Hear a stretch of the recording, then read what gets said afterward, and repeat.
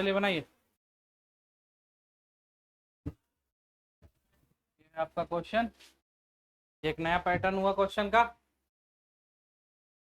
Graph based question है। क्या hero Hira Lal, तुम कहाँ गए थे? हाँ नहीं, तुम से पूछ रहे हैं। हाँ, बाहर चला गया अर्थ के ऑर्बिट से। ये अर्थे पर था। आउट ऑफ पटना बोलो, तो बाहर का है बोल रहा है।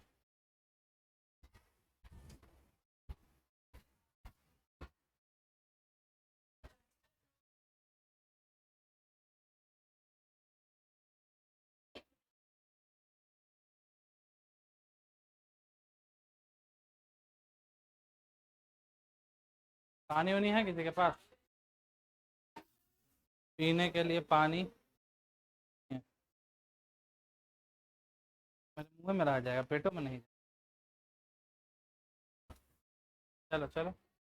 है तुम हेडफोन, अच्छा तो लगा हेडफोन लगा के क्लास कर दे। एयर बैंड है ना। जल्दी बनाओ।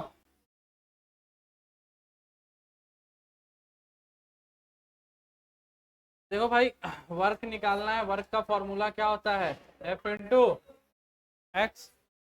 एक फॉर्मूला आपने ये भी पढ़ा होगा वर्क का, integration of F D x. पढ़ाए थे नहीं पढ़ाए थे? और इंटीग्रेट करने का क्या मतलब होता है?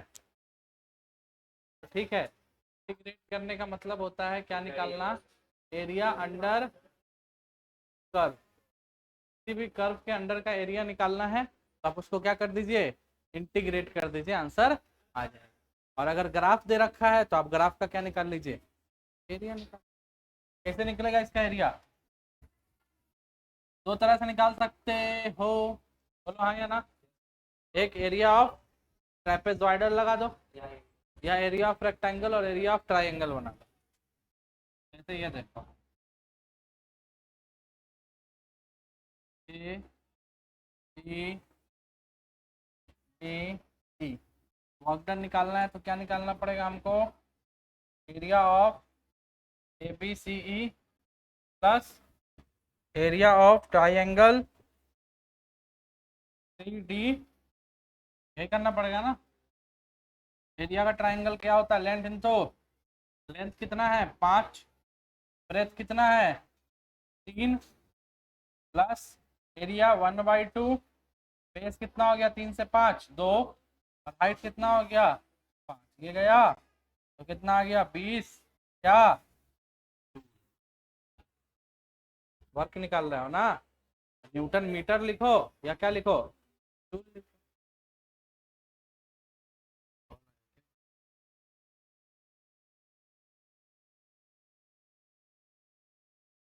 बोलो बात समझ में आई कि नहीं आई?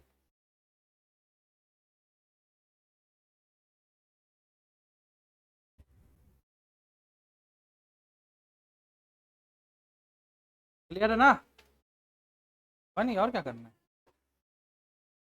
रॉकेट साइंस थोड़ी लगाना है। अच्छा, कौन कौन से टाइप का क्वेश्चन हो गया था इसमें? सबसे पहले हम बेसिक किए थे, उसके बाद क्या पढ़ाए थे?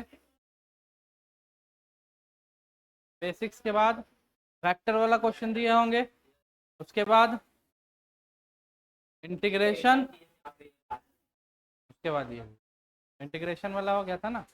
अच्छा, इंटीग्रेशन में ध्यान दीजिए क्या किए थे। इंटीग्रेशन में वेरिएबल फंक्शन एक ही था। खोल के देखो, 0.5x होगा, या 2x होगा, 3x होगा, 4x होगा। +10 तो कांस्टेंट वैल्यू है, वेरिएबल तो x है ना। वो तो अकेला सिर्फ एक वेरिएबल है। अब एक नया पैटर्न देखिए, क्वेश्चन ऐसा भी हो सकता है। क्वेश्चन ही डायरेक्ट लिख देता हूँ। f is equal to x² i cap plus 2y j cap and a body displaced from 1, 2 to 3,4 find work done।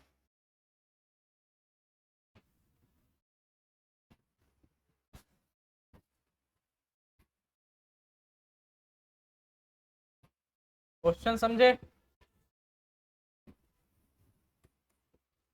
क्या बोल रहा है क्वेश्चन?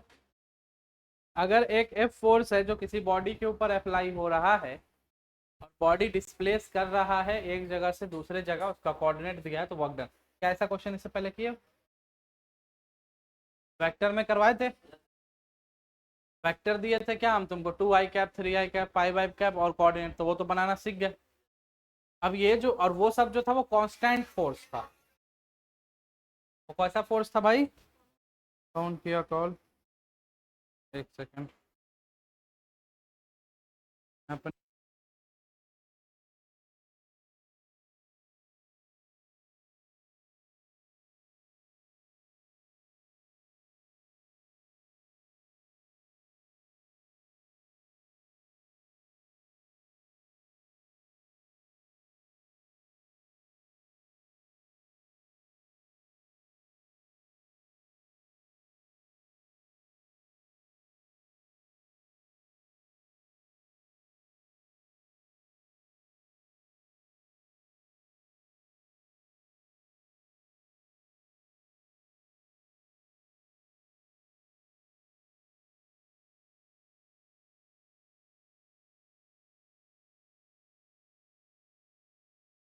हम लोग का सिलेबस पढ़ाने तक का वक्त है मेरे पास, फिर हमारी मैयत पे आ जाना।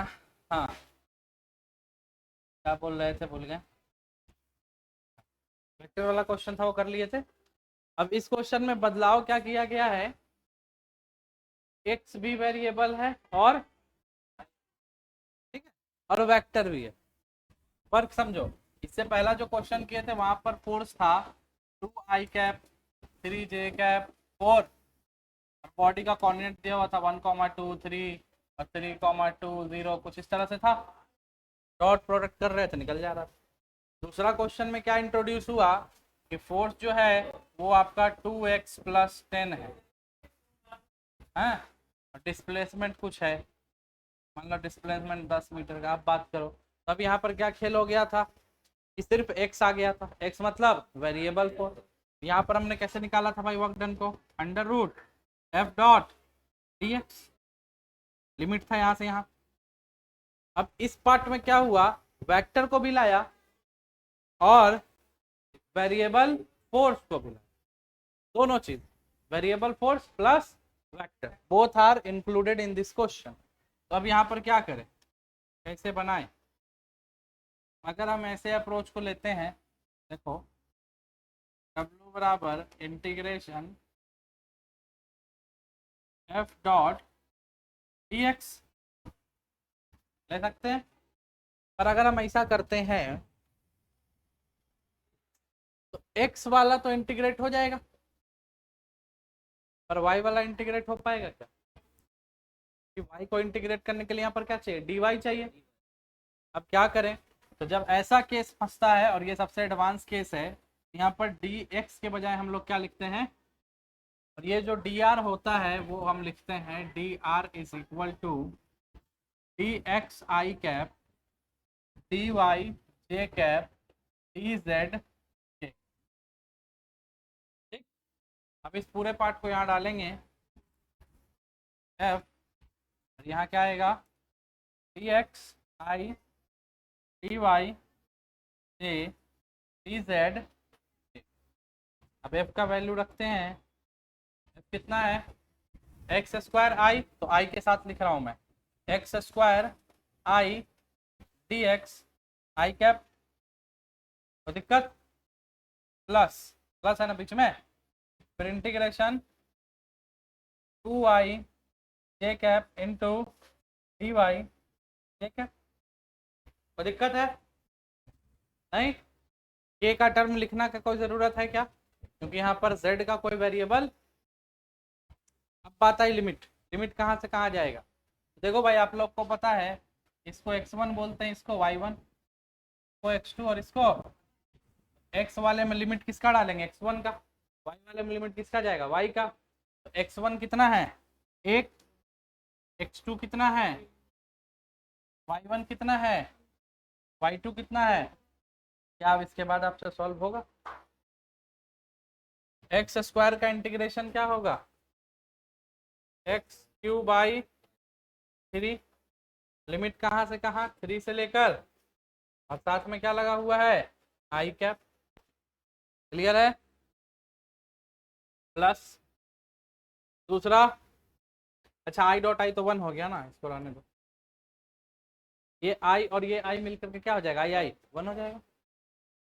दूसरा 2y का इंटीग्रेशन क्या होगा, 2 इंटू वाई स्क्वायर बाई 2, कहाँ से लेकर 2 से लेकर 4। कोई दिक्कत, 1/3 बाहर ले रहा हूं मैं।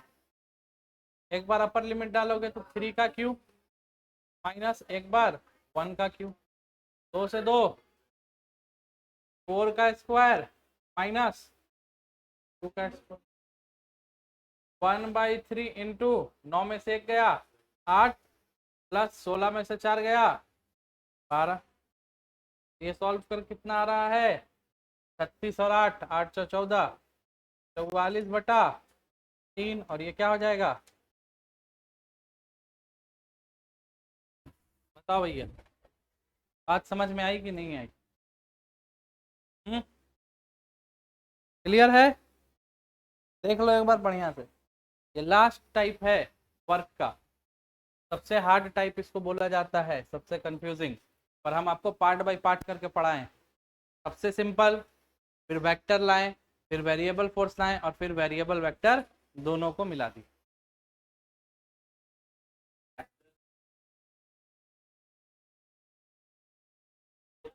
आई जे के हटा दो, हाँ आई जे के हटा दो, आई जे के ही तो वेक्टर है ना। जब D X D Y D Z मार दो, यहाँ पर मान लो आई और जे ना होता तो D X D Y, answer तो सेम आता, क्योंकि आई जे के रहने से भी कोई फायदा है कहाँ, वो तो वन ही हो जा रहा है।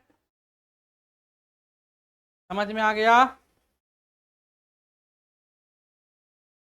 बोलो भाई पक्का। चलो अगर समझ में आ गया है तो अगला क्वेश्चन मैं दे रहा हूँ आपको। हाँ हाँ गलती हो गया, 9 में से 1 कर दिए ना। हाँ तो ये सब मिस्टेक तो तुम लोग देख लो, सॉल्व कर लोगे यहाँ से, आगे चलते हैं। चलिए सेम क्वेश्चन है, बस फोर्स चेंज कर रहा हूँ, एक खुद से बना करके बताओगे। Minus X Q I cap plus Y square J cap, ये फोर्स है, और कोऑर्डिनेट है 2,3 2 6,5। वर्क डन फाइंड आउट करना है, कीजिए जल्दी से, हरी अप।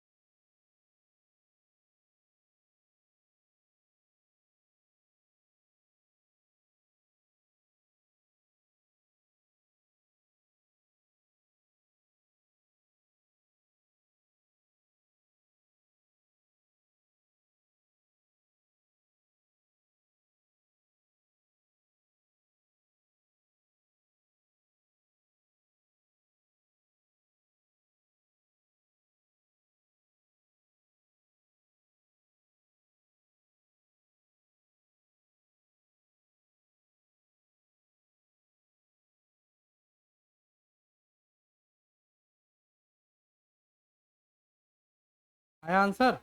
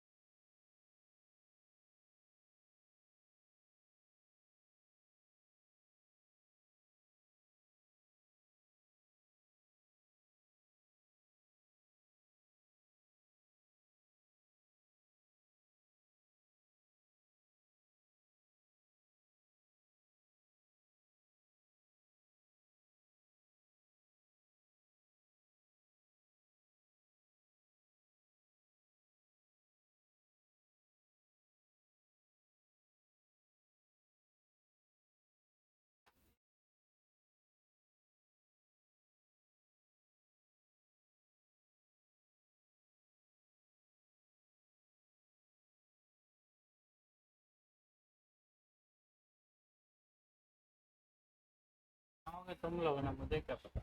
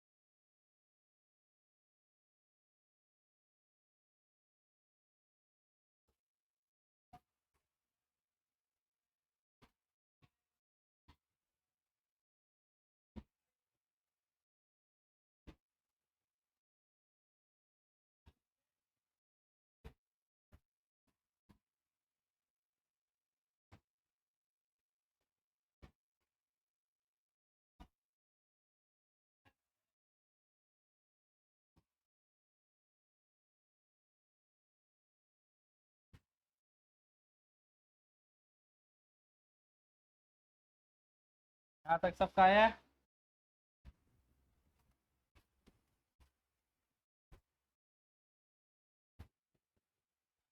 ए का पावर 4 माइनस ए का पावर 2, 5 का पावर 3 माइनस 5 का पावर 5 माइनस 5 का पावर 3। बताओ कितना होगा? 3 से 5 ही है ना जी। अच्छा सॉरी, सही लिख के गलती कर दिया ना।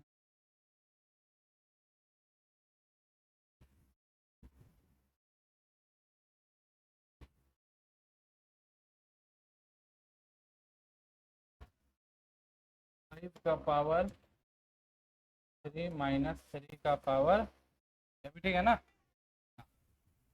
बताइए 6 का पावर 4। हेलो, कितना होगा? पक्का? 6 4 36, 36 छक दो, माइनस 36,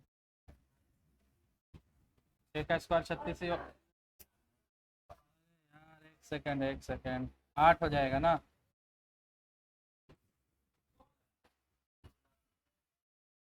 मौत का खबर सुनने के बाद मेरा दिमाग खराब हो गया, समझ रहे?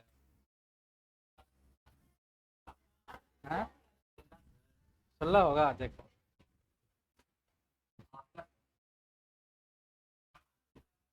हाँ? क्या बोल रहे हो? कौन मारने वाला है? रिपोर्ट आया है, डॉक्टर बोला आपके पास 7 महीना है बस, जो करना है कर लीजिए इसमें। 125 माइनस 27, जो भी है सॉल्व कर लोगे, आ जाएगा आंसर। ठीक है, पक्का। माइनस बाहर ले, ठीक है भाई। ओके, थोड़ा सा और एडवांस पढ़ा देता हूँ, जो 12th में काम देगा थोड़ा सीख लो।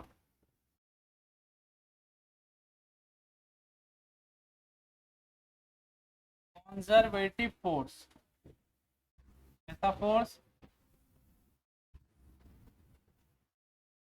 पढ़ोगे क्लास 12th में पढ़ोगे। अभी जैसे हम पढ़ाएंगे तुमको, वो क्या बोलते हैं, ग्रेविटेशन चैप्टर, वहां पर पढ़ाएंगे। तो कंजर्वेटिव फोर्स क्या होता है?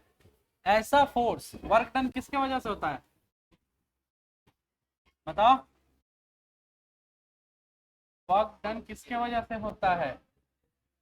फोर्स की वजह से होता है। अब फोर्स दो टाइप का हम लोग पढ़े थे, एक फोर्स जो कांस्टेंट था और एक फोर्स कैसा था, वेरिएबल।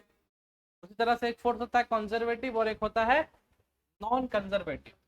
तो बोला जाता है कि जो कंजर्वेटिव फोर्स होता है उसके थ्रू अगर कोई वर्क होगा, वो वर्क जो होगा does not depend upon path. वो फोर्स जिसकी वजह से कोई वर्क डन हो रहा है, और अगर वो फोर्स कैसा है, कंजर्वेटिव है, तो वो वर्क जो है रास्ते पर डिपेंड नहीं करेगा। क्या मतलब हुआ इसका? मान लो ये एक पॉइंट है ए एंड ये एक पॉइंट है बी।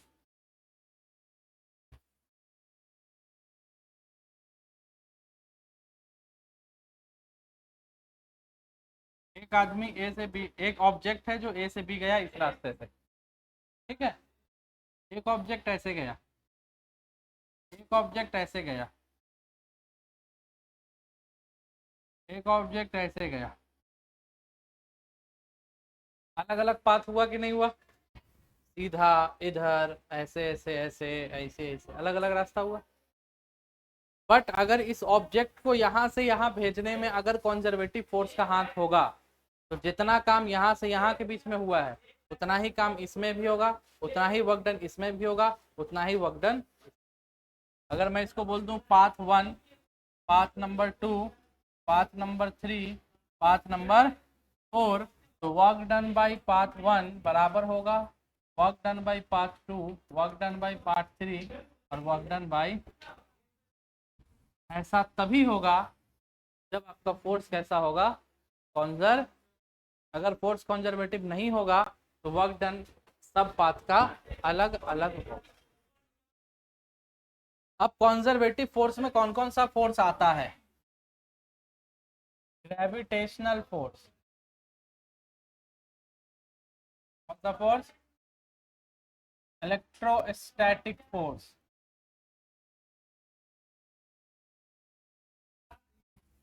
स्प्रिंग फोर्स,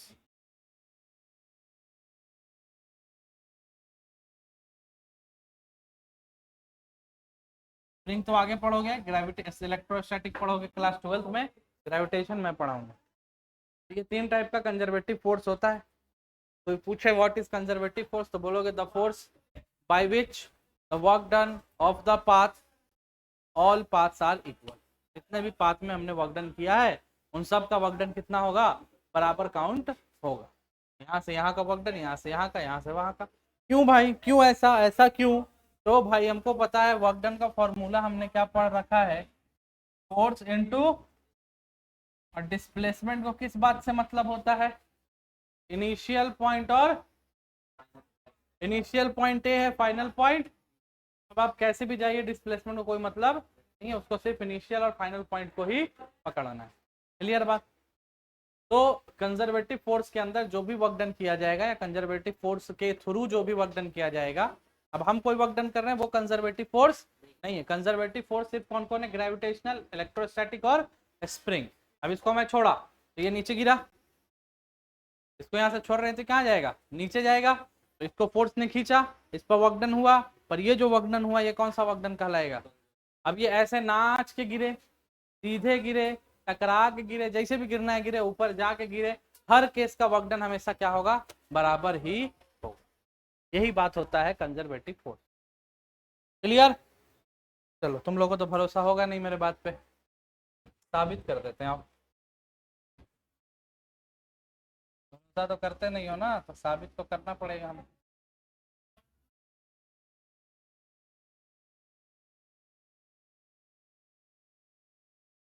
चलो देखो,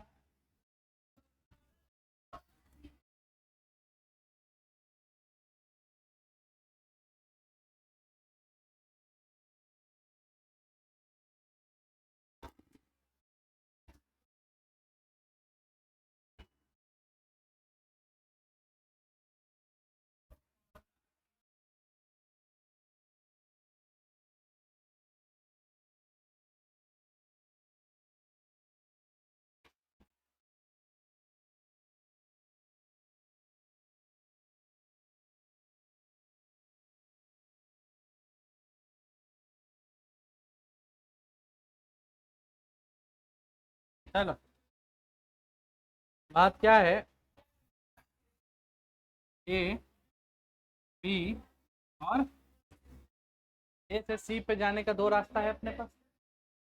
एक डायरेक्ट ए से सी गए, एक ए से बी गए, बी से, दो पाथ है कि नहीं, दो पाथ में दो वर्क डन होगा। तो एक वर्क डन को मैं बोल रहा हूँ work done in path A C, और एक मैं बोल रहा हूँ work done A to B और बी टू, ठीक है। मान लेते हैं ये एंगल का है, ठीक है। अब कौन सा फोर्स कंजर्वेटिव होता है, ग्रेविटेशनल, आया ना। तो हमको चेक करना है ग्रेविटेशनल फोर्स। तो ग्रेविटेशनल फोर्स किधर लगेगा, नीचे, ऐसे लगेगा, एम जी, बोलो हाँ या ना। अब आपको पता है इस डायरेक्शन में क्या लगता है, इस डायरेक्शन में नीचे की तरफ एम जी, और नीचे क्या लगता है, एम जी। मान लो यहाँ से यहाँ जाने में इसका डिस्टेंस है एल, क्या है डिस्टेंस, कोई दिक्कत। तो वर्क डन बराबर क्या होता है, फोर्स इनटू डिस्प्लेसमेंट, बोलो हाँ या ना। डिस्प्लेस कितना कर रहा है, फोर्स कितना लग रहा है, एम जी साइन, कोई दिक्कत, पक्का। एक और बात, ये जो एम जी साइन थीटा है वो लग किधर रहा होगा, नीचे, और ये जा किधर रहा है, एंगल कितना बना डिस्प्लेसमेंट और फोर्स के, और 180 बना, तो माइनस आएगा कि प्लस आएगा। यानी हमको ये बात पता चला एसी पाथ में जो वर्क डन हुआ है तो minus M G L sine theta हुआ है कि नहीं हुआ है, बोलो हाँ या ना। तो अगर ऐसा हुआ है तो अब ए से सी पर इस रास्ते से जाएंगे तो भी हमको वर्क डन उतना ही मिलना चाहिए। अगर मिलता है तो मेरा बात सत्य है, अदरवाइज हम गलत है। तो पहले ए से बी देखते हैं। जब ए से बी ऑब्जेक्ट गया होगा तो हमेशा जी कहाँ लग रहा होगा, बोलो। ऐसे मैं बता रहा हूँ, work done A to B, B to, पहले वर्क डन ए बी का और प्लस करेंगे उसमें किस में, वर्क डन। तो हमेशा जी कहाँ लग रहा है, हमेशा फोर्स का डायरेक्शन किधर है, और डिस्प्लेसमेंट इधर होगा। तो हमेशा एंगल कितना बनेगा, और cos 90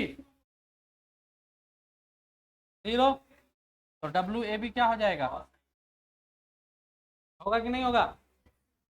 यहाँ से यहाँ तक जब ऑब्जेक्ट जाएगा तो उस पर वर्क डन ग्रेविटेशनल फोर्स की वजह से कितना हो रहा होगा। अब बीसी में बात करते हैं, ऑब्जेक्ट यहाँ से ऊपर जाएगा, बोलो हाँ या ना।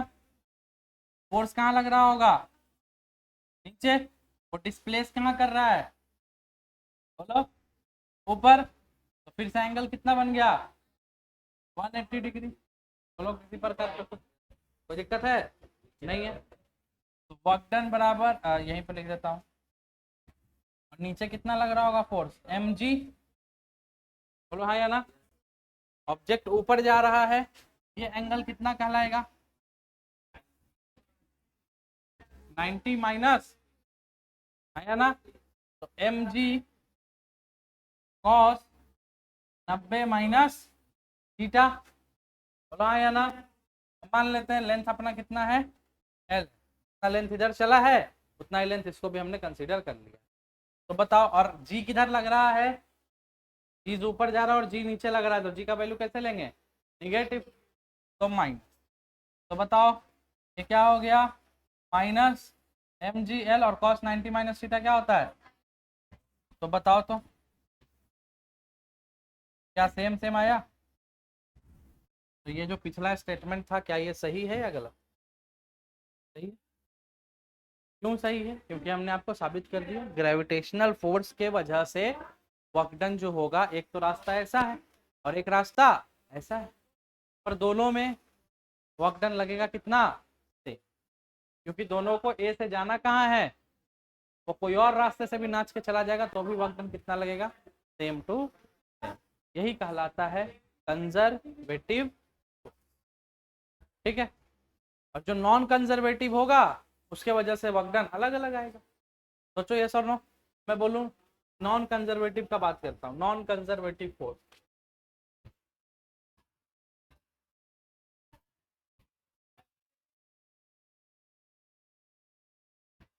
Non conservative force, non conservative force में आपका एक्सटर्नल फोर्स हो गया जो आप लगाते हैं, है ना, नॉर्मल रिएक्शन हो गया, टेंशन हो गया, फ्रिक्शन हो गया, समझ में आ रहा नहीं आ रहा है, ये सब कैसा फोर्स है, नॉन कंजर्वेटिव। अब सोचो, खुद से सोचो, ऑब्वियस सी बात है, अगर तुमको मैं बोल दूं कि एक सामान ए से सी पर पहुंचाना है, तुम कौन सा रास्ता लोगे, क्यों, क्या बोलोगे कि भाई इसमें काम करना कम पड़ेगा, बोलोगे नहीं बोलोगे, पर देख रहे हो कि काम जो है तो बराबर ही लग रहा है, पर जो बराबर लग रहा है वो किस फोर्स की वजह से लग रहा है, ग्रेविटेशनल फोर्स। क्या तुम लेके जाओगे तो कोई और फोर्स नहीं लगेगा, ऊपर नॉर्मल रिएक्शन, आगे चल रहे हो एक्सटर्नल फोर्स, पीछे लग रहा है फ्रिक्शन, तो यहाँ चलोगे तो भी फ्रिक्शन लगेगा, डिस्प्लेसमेंट हुआ, फ्रिक्शन हुआ, वर्क डन लगा नहीं लगा, आया ना, एक्सटर्नल फोर्स की वजह से वर्क डन लगा कि नहीं लगा, ऊपर गए तो बाकी फोर्स की वजह से इसके पाथ का अलग वर्क डन होगा, इस पाथ का अलग होगा, इस पाथ का अलग होगा, लेकिन जो कॉन्जर्वेटिव फोर्स होता है उसके वजह से जो वर्क डन रहता है वो किसी भी पाथ पे जाओ हमेशा क्या रहेगा, इक्वल रहेगा। ये बात अगर आपको पच गई है तो बताइए, और नहीं पची है तो बताइए। पच गया है, और अच्छा, और चलो एक और एग्जांपल ले लेते हैं।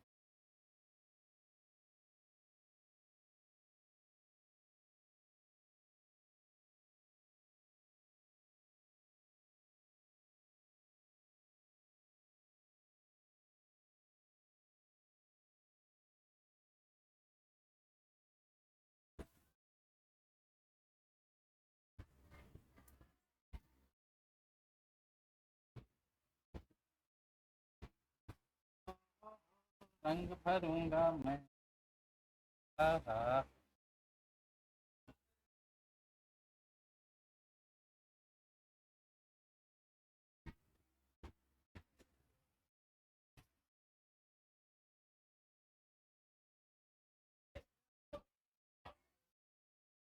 क्या है ये, घटिया दिख रहा है, कोई बात नहीं, घटिया ही सही।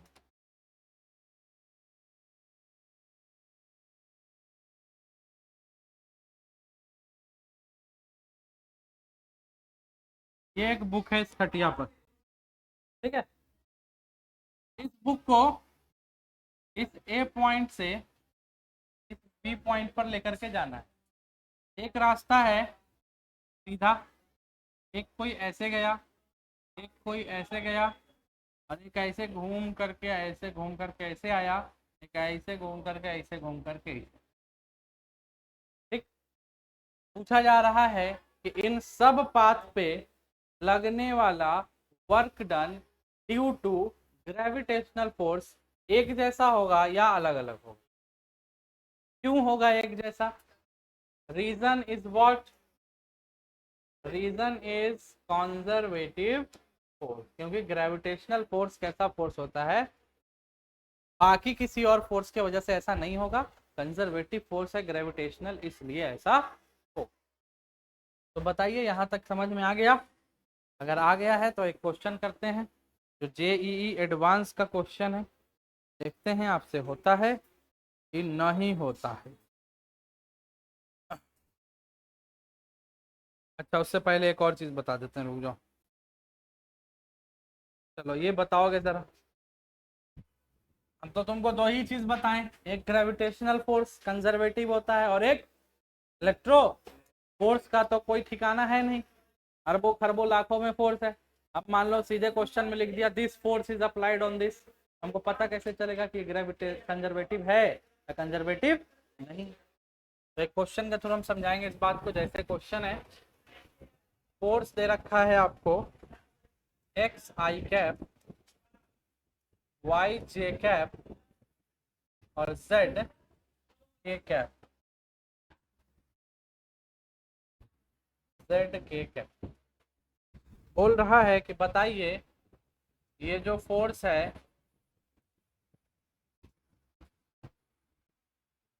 कैसा है, कॉन्जर्वेटिव है या नॉन कॉन्जर्वेटिव है या बोथ है या नन। ठीक है, क्लियर? तो कैसे चेक करते हैं कि कोई भी फोर्स हमारा कॉन्जर्वेटिव है या कॉन्जर्वेटिव नहीं?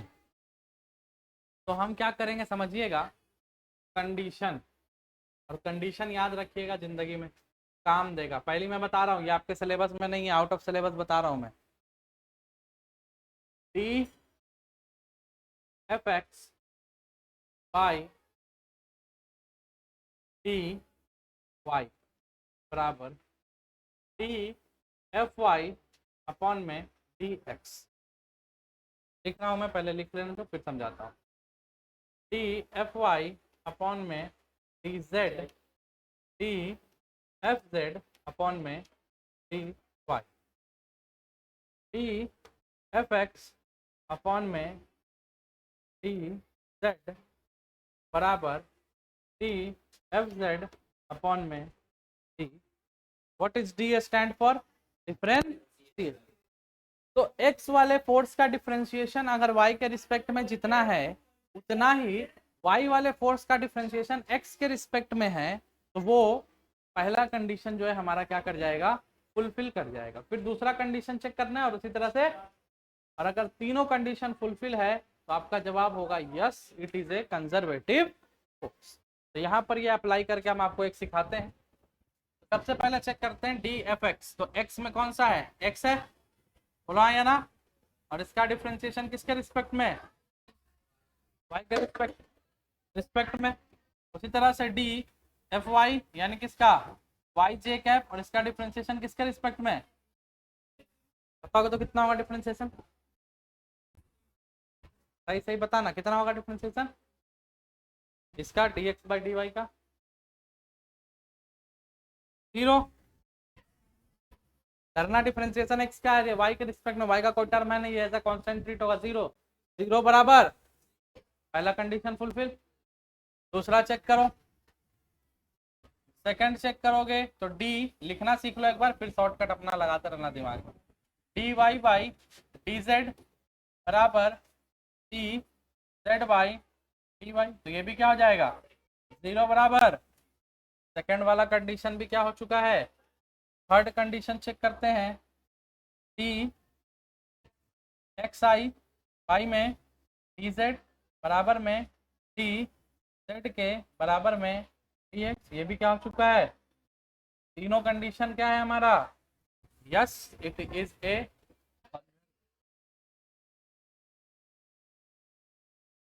है समझ में, आउट ऑफ सिलेबस तो मतलब नहीं होना चाहिए, सही बात है।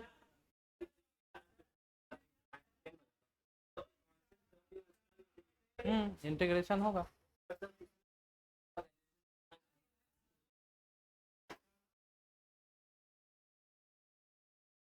यही होगा।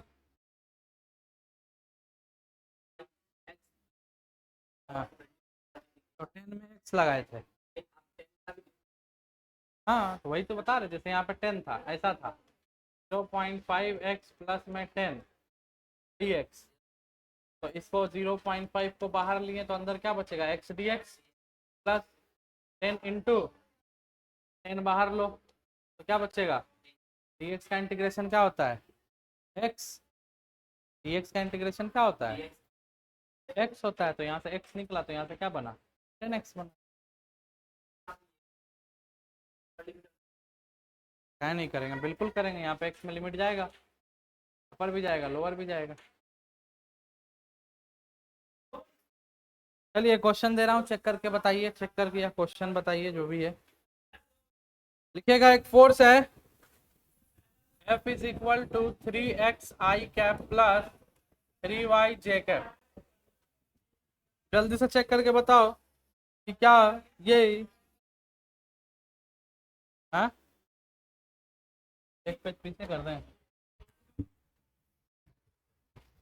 भाई आई कैप।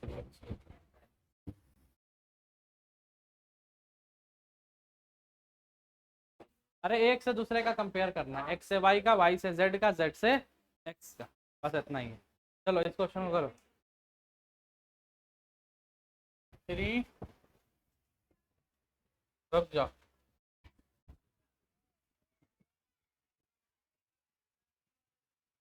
3y आई कैप 3x जे कैप।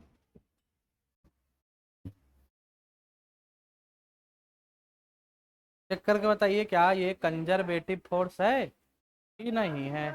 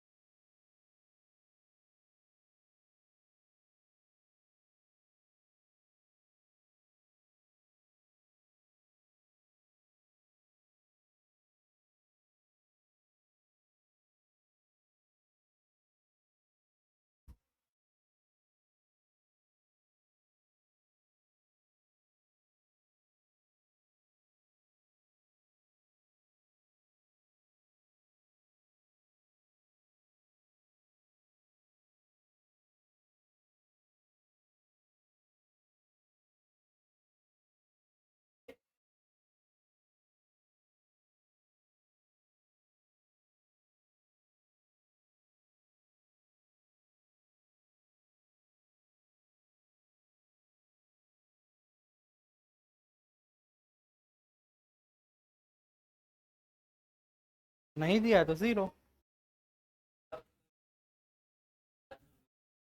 क्या सब कंजर्वेटिव, चेक करना है कि ये फोर्स जो है हो गया चेक, आ गया, क्या आया,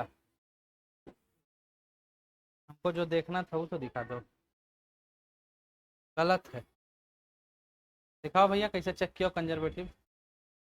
जीरो बराबर जीरो बराबर जीरो, तीनों में जीरो जीरो आया है,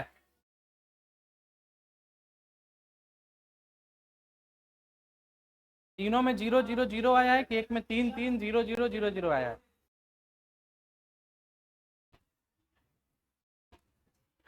पहला क्या करना था हमको, D X I by D Y, D Y J by D x.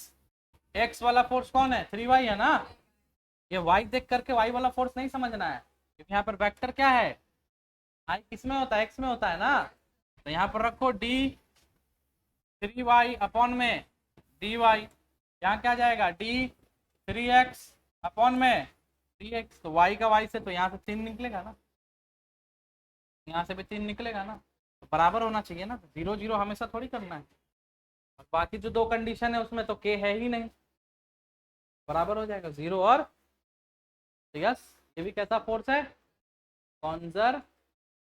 तो तीनों फॉलो करना चाहिए, कोई एक हम बोले हैं क्या, बोले हैं अभी एक बार भी कोई एक, या तीनों फॉलो करना चाहिए बोले हैं? फिर तो बराबर आया ना, बराबर होना चाहिए। ये नहीं बोला हूं मैं कि ये आपस में बराबर होना चाहिए, ये मत समझिएगा। ये दोनों, ये ये तीनों आपस में, ये दोनों बराबर हो गया, बात खत्म। फिर ये दोनों बराबर हो गया, बात खत्म। फिर ये दोनों बराबर, इन तीनों में कोई रिलेशन नहीं है। ये नहीं सोचना कि इसके बराबर ये और इसके बराबर भी ये होना चाहिए, ऐसा होना नहीं। ठीक है, अब आपको हम क्वेश्चन दिखाते हैं। क्वेश्चन लिखिएगा, थोड़ा सा लैंग्वेज है। If a force F is equal to 1 I cap plus 3Y J cap act on a body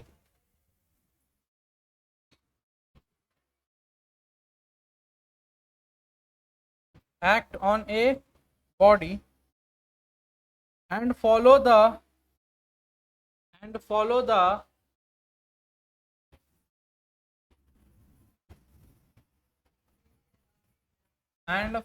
the path as shown. Calculate the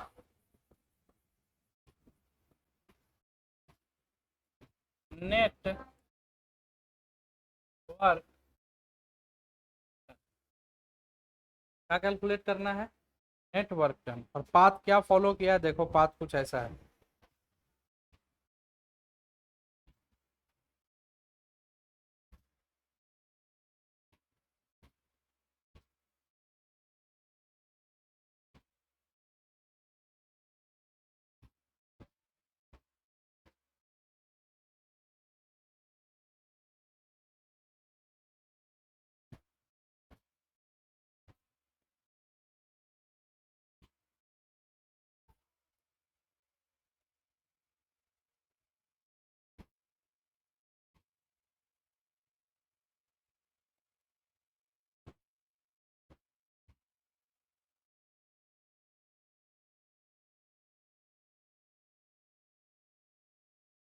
इस पूरे पाथ का ABCD, पूरे पाथ का क्या निकालना है आपको, वर्क डन जब इतना फोर्स इस पर अप्लाई हो रहा है और हर पाथ का कोऑर्डिनेट दिया है, यहाँ से यहाँ, यहाँ से यहाँ, यहाँ से।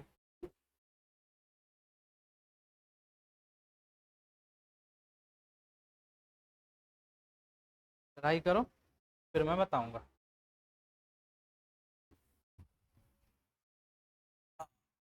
आराम से ट्राई करो, एडवांस का क्वेश्चन है, आराम से।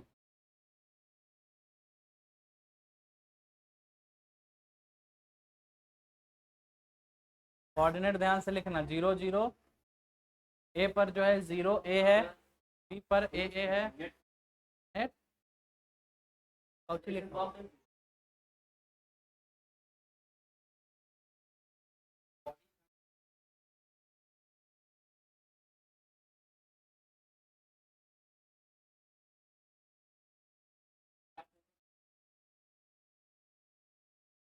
नेटवर्क डन है, ऐसे शुरू होना है, AB कैसे, कौन बोला डिस्प्लेसमेंट नहीं? कब 0 बोलेंगे, जब फोर्स कैसा होगा, कांस्टेंट, कांस्टेंट फोर्स है। 0 होगा कब, कब बोले हैं, कौन से केस में हम बोलते हैं कि फोर्स 0 हो जाएगा? लाइए लाइए, ठंडा पानी पिलाइए भाई। अभी नहीं बताएं, कंजर्वेटिव फोर्स होगा तो टोटल नेट फोर्स कितना हो जाता है, क्या होगा, क्या इक्वल, क्या इक्वल बोले, हर पाथ का इक्वल होगा ना। तो इस पाथ का वर्क डन पॉजिटिव होगा, तो इधर चलोगे तो क्या लोगे, इधर चलोगे तो क्या लोगे पॉजिटिव, तो ऊपर जाओगे तो क्या लोगे, टोटल जोड़ोगे तो क्या आएगा। वर्क डन कैसा क्वांटिटी होता है, स्केलर या वेक्टर? अरे स्केलर में ये 3 है, ये 4 है, ये -3 है, ये +4 है, तो क्या होगा सब जोड़ जाड़ के 0 होगा। या अगर इतना बात नहीं पछता है तो याद रख लो, अगर फोर्स कंजर्वेटिव हुआ तो क्लोज पाथ का, कौन से पाथ का वर्क डन हमेशा क्या होता है? क्या बताइए क्या होगा? आंसर 0 होगा यार, इतना बहस नहीं करना है। देखो, सोचने का दो तरीका है। तरीका नंबर 1, इधर फोर्स कुछ लगा होगा तो ये यहाँ से यहाँ गया, तो ये डिस्प्लेस किया, ये डिस्टेंस कैसे फाइंड आउट करोगे? हाँ? अरे निर्देशांक ज्यामिति नहीं पढ़ा है? दो कोऑर्डिनेट, दो के बीच का दूरी, a2 - a1 x2 - x1। इस केस में ए स्क्वायर आएगा कि कुछ और आएगा? a-0, ए का स्क्वायर a-a0 हो गया। ए स्क्वायर यहाँ कितना आना चाहिए? ए से ए कट गया तो ए स्क्वायर, यहाँ पर भी, यहाँ पर भी सबका डिस्प्लेसमेंट कितना है? ए स्क्वायर ही तो है, बोलो हाँ या ना। लगने वाला फोर्स तो अकेला है, यानी इस पर भी उतना ही फोर्स, इस पर भी उतना ही, इस पर भी उतना ही, इस पर भी। तो जब फोर्स सेम, डिस्प्लेसमेंट सेम, और एक में हम ए से बी जा रहे हैं और दूसरे में बी से, तो अगर मान लो ये +5 है तो ये कितना होगा? हाँ या ना? अगर मान लो ये आप -5 ले रहे हैं तो इसको क्या लीजिएगा? सबको जोड़ोगे तो कितना आएगा? एक तो ये सोचने का तरीका है। दूसरा सोचने का तरीका क्या है? सबसे पहले चेक कर लो कि जो फोर्स है कंजर्वेटिव है कि नहीं। चेक करो तो कंजर्वेटिव है कि नहीं। बिल्कुल है। यहाँ एक्स भूल गया हूँ मैं, 1x i कैप, ये 0 हो जाएगा। y वाला 0, z वाला 0, x वाला 0, सब 0 0 0। Yes, it is a conservative force. दूसरा कॉन्सेप्ट यहाँ है, अगर फोर्स कंजर्वेटिव हुआ तो क्लोज पाथ का वर्क डन क्या होता है? बात समझ में आया? 4 मार्क्स में आया था ये क्वेश्चन।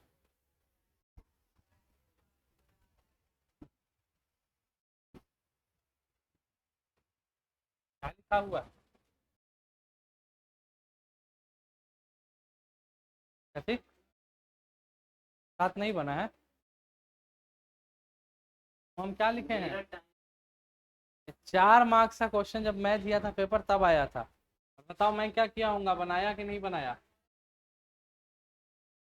मैंने बनाया नहीं बनाया? नहीं बनाया मैं, क्योंकि मुझे शंका लग रहा था, मुझे डर लग रहा था, तो नहीं बनाया। है? हम सोचे ही नहीं ना, हमको ऐसा दिखा, हम डर गए देख कर तो, कि क्या इधर से इधर, इधर से इधर, इधर से इधर, अरे बाप रे इतना भारी क्वेश्चन नहीं, छूना ही नहीं है। ठीक है, और when your concept is clear तो कुछ भी कर सकते हो। Close path, close path, close मतलब बंद आकृति। क्वेश्चन नेट पूछा है, नेट कहाँ से होगा? ए से वापस कहाँ आओगे? तो क्लोज पाथ नहीं बना। अगर सिर्फ पूछता ए से सी तब 0 होता? कभी नहीं होता। ए से डी 0 होता? नहीं होता। A to A। ठंडा पानी आया, अब तो पिला दो पानी। अंदर आया है बॉटल, लेके आओ जल्दी से।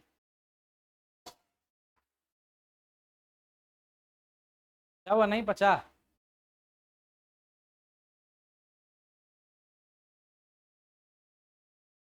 नहीं, कैसे होगा? ए से सी गया तो ए से यहाँ गया, यहाँ से यहाँ, क्लोज रास्ता बना क्या? क्लोज कहाँ बना?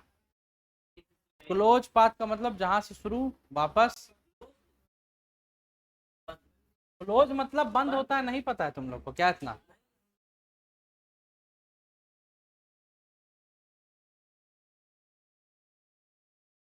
नेट वर्क डन लिखा है ना, अगर उसको कुछ और करवाना होगा तो लिख देगा A to C का वर्क डन बताइए, A to P का वर्क डन बताइए। जब कुछ नहीं बोल रहा है, नेट बोल रहा है, तो पूरा क्लियर। आया बात समझ में? दोनों दिक्कत है तो बताओ। पक्का? भाई जब थर्मोडायनेमिक्स पढ़ लोगे ना केमिस्ट्री में, कलम उठाने का भी जरूरत नहीं, इसका आंसर ऐसे दे दोगे। अलग अलग तरीका होता है हर चीज का। है?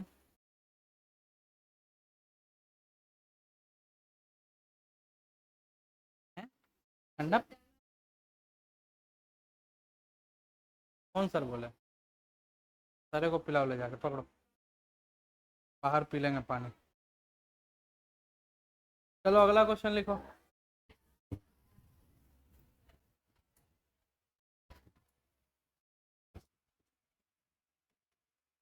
If f is equal to x square I cap plus y j cap act on a body, ये मेंस का क्वेश्चन है। and it is taken from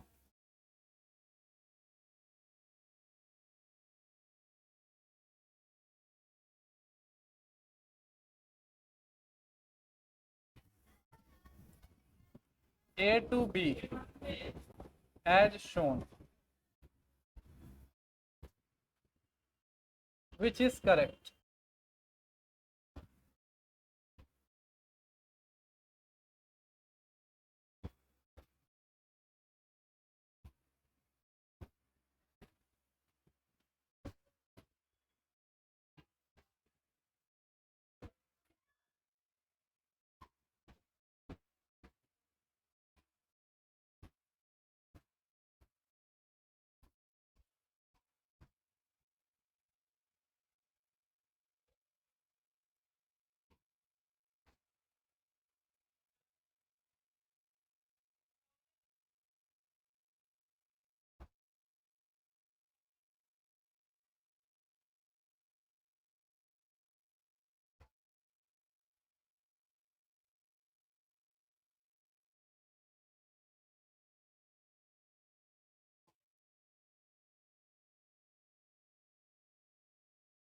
जो एनसीईआरटी में नहीं होता है वही एग्जाम में पूछा जाता है, सब कुछ नहीं एनसीईआरटी में।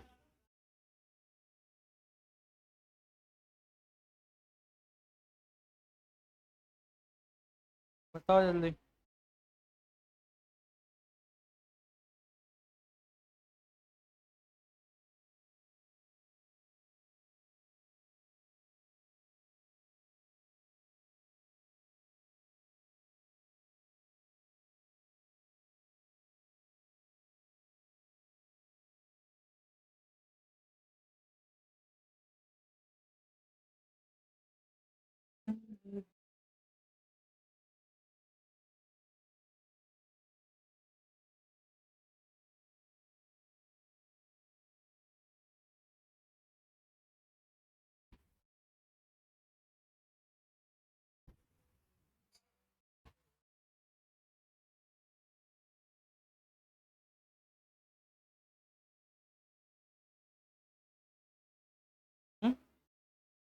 क्या होगा? B number. बाकी लोग हाँ, बी नंबर पक्का? क्यों भाई? बस यही बतवा मेंस में पूछा, यही बतवा एडवांस में पूछा। एडवांस में थोड़ा डरा दिया आपको, A B C D coordinate coordinate भर दिया, इसमें सिंपल से डाल दिया। ये तो दोनों तब बनेगा जब आपको पता होगा कि फोर्स कैसा है, और ये कब पता चलेगा? जब आप पढ़ेंगे कंजर्वेटिव फोर्स होता क्या है। क्लियर हो गया बात? कोई दिक्कत, कोई परेशानी नहीं है? नेक्स्ट आपका टॉपिक आपके सिलेबस से work energy theorem.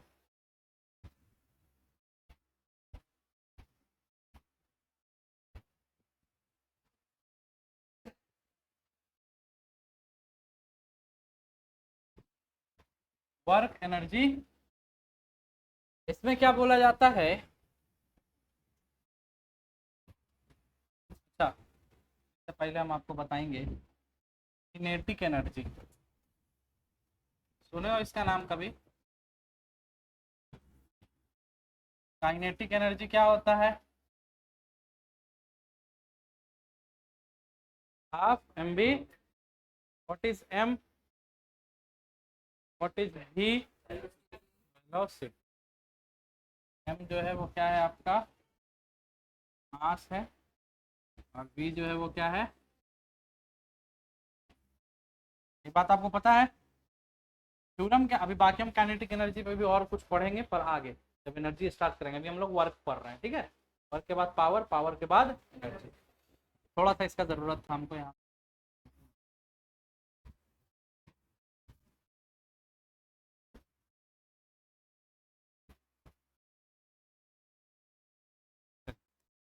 Work energy theorem बोलता है change in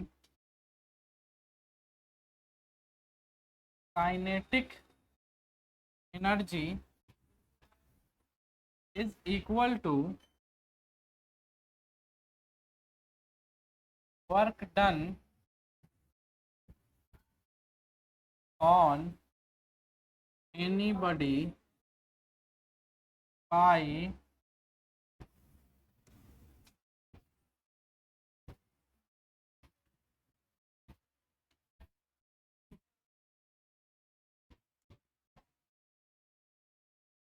all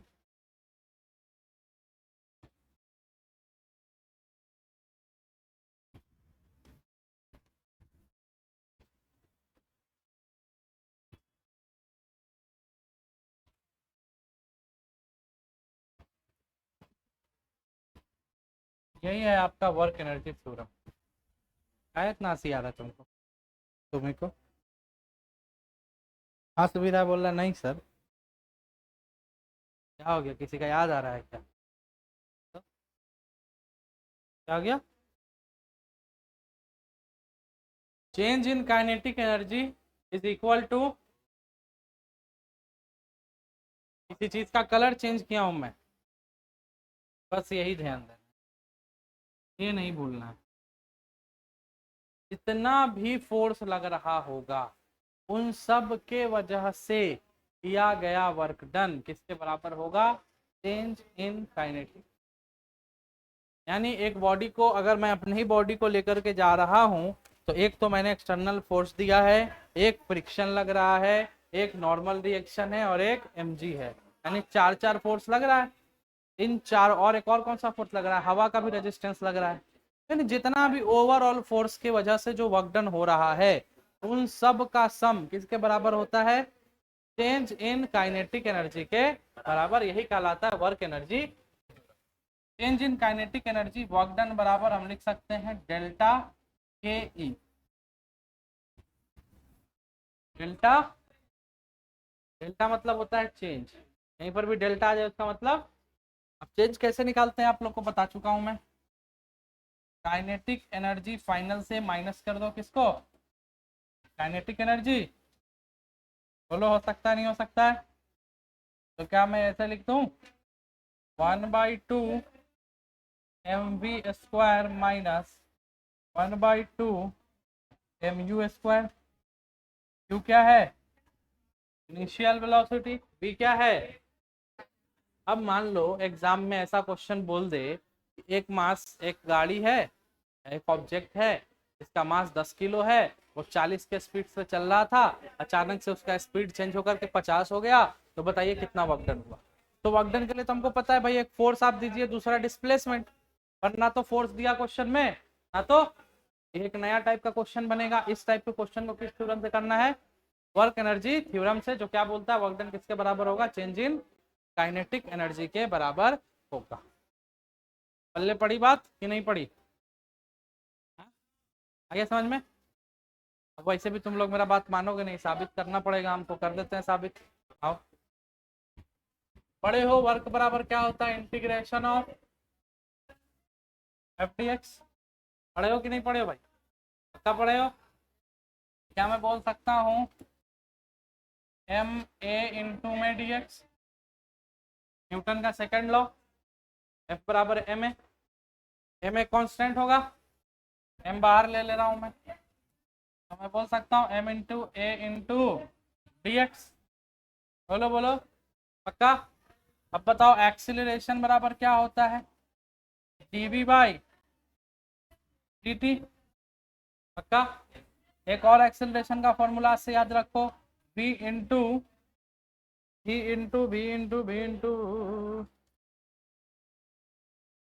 D V by D X.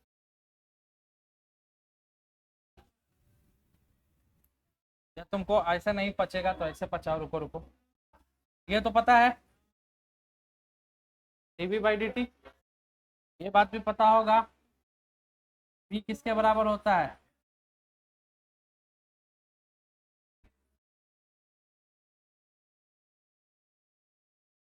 ये सब कॉन्सेप्ट 12th क्लास में पढ़ोगे, डबल डिफरेंशिएशन। इसको अभी समझाएंगे तो पचौनी हो जाएगा दिमाग का। तो सीधे मैं बोल रहा हूँ कि एक पॉइंट है उसको दिमाग में रखो कि एक्सीलरेशन क्या होता है। एक तो फॉर्मूला आपको डायरेक्ट पता है dv बाई dt, और एक फॉर्मूला याद रख लो एक्सीलरेशन का, आज से v इंटू डी ए जाएगा, एक सेकंड रुक जाओ, A D D V square by 2, हाँ v dv by D X, v dv by D X, ये डायरेक्ट अब याद रख लीजिए। जैसे आप डबल डिफरेंशिएशन सीखिएगा वैसे ही बात समझ में आ जाएगा ऑटोमेटिकली। ठीक है, आया कहाँ से बता दिए। तो ये मैं एक्सेलरेशन के जगह पर रख सकता हूँ dv बाई dx, बोलो वर्क डन बराबर m into he dv by dx, और इंटू में क्या था dx से dx कैंसिल हो गया। इंटीग्रेशन किसका है, वेलोसिटी का, तो वेलोसिटी में चेंज कहाँ से कहाँ आ सकता है, इनिशियल से कहाँ जा सकते हैं, यही चेंज आएगा ना, कुछ और आएगा। अब बताओ जरा डिफरेंशिएट करके, m v का पावर कितना है, क्या इसका डिफरेंशिएशन v स्क्वायर बाई 2 नहीं होगा, हाँ, और ये v से u जाएगा, तो क्या मैं बोल सकता हूँ m बाई 2 बाहर ले रहा हूँ मैं 1/2, तो अंदर में रख सकता हूँ v square minus u square. बोलो अब m का अंदर मल्टीप्लाई कर रहा हूँ, 1/2 mv square minus mu square. अब 1/2 को भी अंदर डाल रहा हूँ मैं, यहाँ डाल रहा हूँ, देखो वर्क डन बराबर 1/2 mv स्क्वायर माइनस 1/2। क्या मैं इसको चेंज इन काइनेटिक एनर्जी नहीं बोल सकता हूँ, बोलो हो गया प्रूफ, आगे समझ में क्लियर। ये तो फॉर्मूला पता था ना, एक नया चीज बस याद रखना है आज से, a is equal to dv by dt तो होता ही है, और दूसरा dv by v dv by dx। इसी को हम लोग क्या बोलते हैं, change in kinetic energy theorem या वर्क एनर्जी थ्योरम। अब इस पर क्वेश्चन कैसा आता है जरा कर लेते हैं, ये क्वेश्चन लिखिए, क्वेश्चन नंबर 1, देख लो अभी वर्क ही चल रहा है तुम लोग का। अच्छा एक छोटा सा बात बताओ, क्या काइनेटिक एनर्जी जैसे मोशन है, मोशन तो सुने हो ना, मोशन क्या रेफरेंस का मोशन को जरूरत पड़ता है, मोशन एक रिलेटिव टर्म है या कांस्टेंट टर्म है, रिलेटिव है, यानी इसको रेफरेंस का जरूरत पड़ रहा है। अगर तुम ट्रेन में चल रहे, ट्रेन में बैठे हुए हो, तो तुम्हारे बगल वाला बंदा तुमको किस में देख रहा है, रेस्ट में, और जो बाहर से खड़ा होगा तुमको देख रहा है वो किस में देख रहा होगा, यानी रेफरेंस चेंज हो गया। जब मूव कर रहे ऑब्जेक्ट पर हम होते हैं तो उसको नॉन इनर्शियल फ्रेम बोलते हैं, और जब हम स्टॉप, कोई चीज रुका है वहां खड़े हैं तो उसको इनर्शियल फ्रेम बोलते हैं। और ये सब फ्रेम ऑफ रेफरेंस होता है, कहाँ से हम किसी चीज को क्या कर रहे हैं, देख रहे हैं। तो मोशन पे डिपेंडेंसी है कि नहीं है, तो क्या काइनेटिक एनर्जी भी डिपेंड करेगा फ्रेम ऑफ रेफरेंस पर,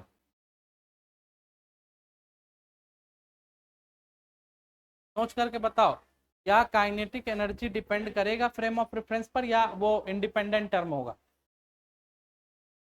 काइनेटिक एनर्जी का क्या फॉर्मूला होता है, v क्या है, वेलोसिटी मतलब मोशन। मेरे बगल में बैठा आदमी का मास 60 किलो है, और वो मेरे रिस्पेक्ट, मेरे हिसाब से किस में है, रेस्ट में, यानी उसकी वेलोसिटी क्या है, 0, तो काइनेटिक एनर्जी उसकी क्या हो गई, 0। अब मैं उसको छोड़ के ट्रेन से कूद गया, थोड़ा देर के लिए जिंदा हूं मैं, उसको देख रहा हूँ, अब वो तो वेलोसिटी में है, मास तो उसका 60 किलो है, तो अब वही आदमी किस में काइनेटिक एनर्जी रख रहा है कि नहीं रख रहा है। तो काइनेटिक एनर्जी भी कैसा टर्म होता है, फ्रेम ऑफ रेफरेंस का एक टर्म होता है। ठीक है, कॉन्सेप्ट है ये सब, बस याद रखो, काम देगा जिंदगी में। ओके, द क्वेश्चन इज, लिखिएगा a body of mass 2 kg, question आप ही लोग लिखिएगा, a body of mass 2 kg acted upon by a force, a body of mass 2 kg acted upon by a force such that थोड़ा अच्छा से लिख ले, पढ़ाई करने आया क्या कर रहा है मक्खी का, क्या बोले नहीं बोलवाओ, लिखे जाए थोड़ा अच्छा से लिखो यार, पढ़ रहे हो, कॉमेडी थोड़ी चल रहा है। A body of mass 2 kg is acted upon by a force such that its VT graph, VT graph, its VT graph as shown, its VT graph as shown, find the work done, find the work done.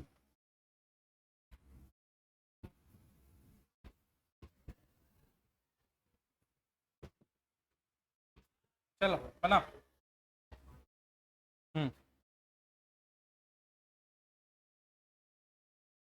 बहुत आसान question है, बहुत ही easy. अब आपको अकल खुल जाना चाहिए कि आप एफ डी एक्स से इस क्वेश्चन को नहीं बना सकते हैं, क्योंकि इसमें ना फोर्स बताया ना डिस्प्लेसमेंट।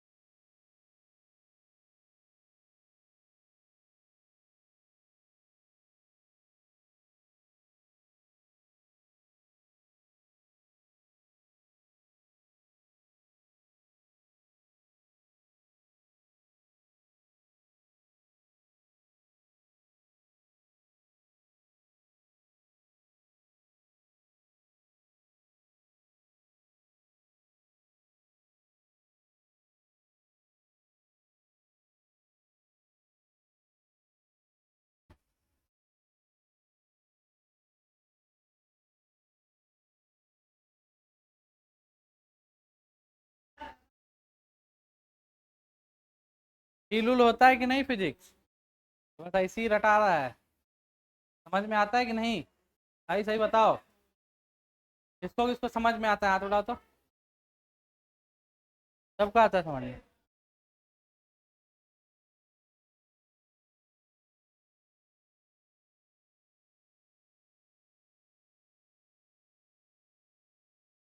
देखो भाई, हाँ -100 जूल आ गया, खुशी की बात है। वर्क डन बराबर change in kinetic energy, change in kinetic energy मतलब half mv² minus half mg², आया ना। ये ऑब्जेक्ट पहले यहाँ था, टाइम 0 था तो ये यहाँ था, यानी ये किसकी कौन सी वेलोसिटी दे रखी है, u दे रखा है कि नहीं, 0 टाइम पर कोई ऑब्जेक्ट ऑलरेडी मोशन में, तो वो इनिशियल स्पीड हुआ ना उसका, एट द एंड वो ऑब्जेक्ट कहाँ चला जा रहा है, रुक जा रहा है, टाइम एक्सिस पे आ जाना, यानी y का कोऑर्डिनेट क्या हो चुका है 0, यानी v क्या दे दिया है आपको 0, आया ना। अच्छा, मास कितना दिया है, मास मास इज 2 kg, बस ये तो टर्म ही 0 हो गया, वेलोसिटी 0 है तो -1/2, ये क्या लिख दिया हूँ मैं भाई,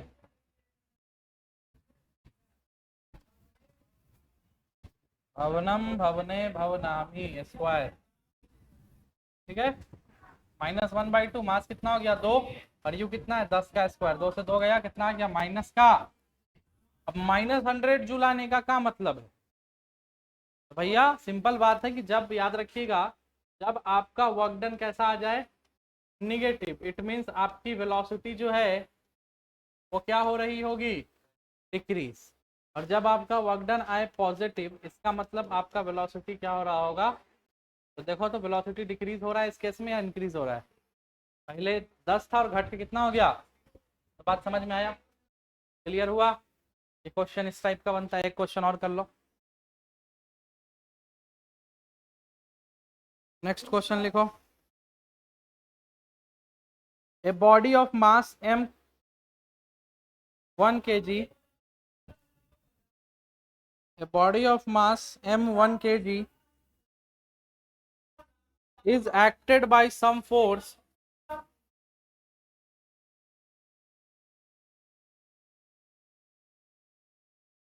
is acted by some force such that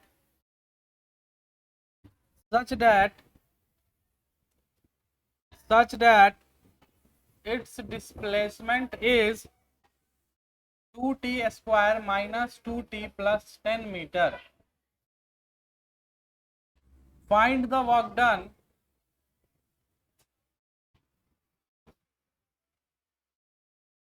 displacement is equal to 2t square minus 2t plus. Find the work done by all the forces. Find the work done by all the forces in 0 to 2 second. 0 to 2 second. थोड़ा सा additional concept लगेगा, बन जाए. तो आपको आंखों के सामने ये बात जाहिर है. ये क्वेश्चन फिर से किससे बनेगा? Kinetic energy theorem. यानी आपको क्या चाहिए? मास चाहिए और वेलोसिटी चाहिए. मास तो दे रखा है, पर वेलोसिटी क्या दिया? डिस्प्लेसमेंट. डिस्प्लेसमेंट से वेलोसिटी कैसे निकलता है? डिफरेंशिएशन से. याद है कि नहीं? हाँ. जब उसको डिफरेंशिएट कर दोगे तो एक बार टाइम का वैल्यू कितना रखोगे? 0. और एक बार कितना रखोगे? 2. 0 क्या देगा? u देगा. और 2 क्या देगा? v देगा. चेंज निकाल लो, वर्क डन कैलकुलेट होगा. ये आपका नीट का क्वेश्चन 2021 का.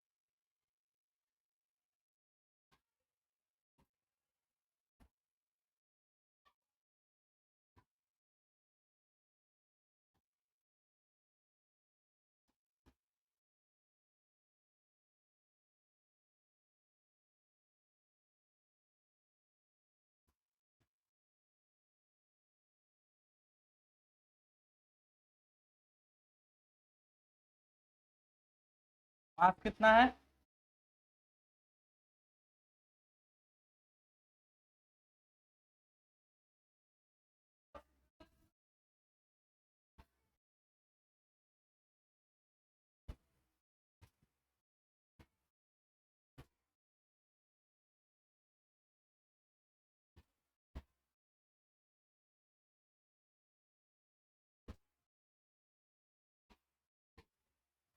बीस जुला गया.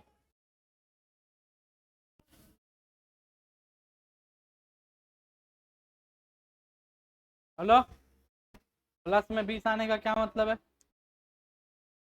क्या इंक्रीज? देखो भाई, -2 से 6 और इंक्रीज कर रहा है, इसलिए किस में आया है?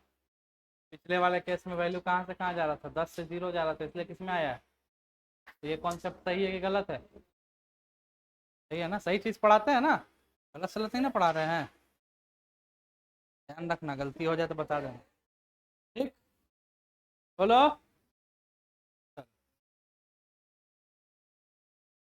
वर्क का खेल खत्म हो गया. ठीक है, अगले क्लास में पावर और एनर्जी पढ़ेंगे. चैप्टर खत्म हो जाएगा, वर्क पावर एनर्जी के बाद फिर आगे के चैप्टर पे मूव ऑन किया जाएगा. क्लियर है? क्लियर.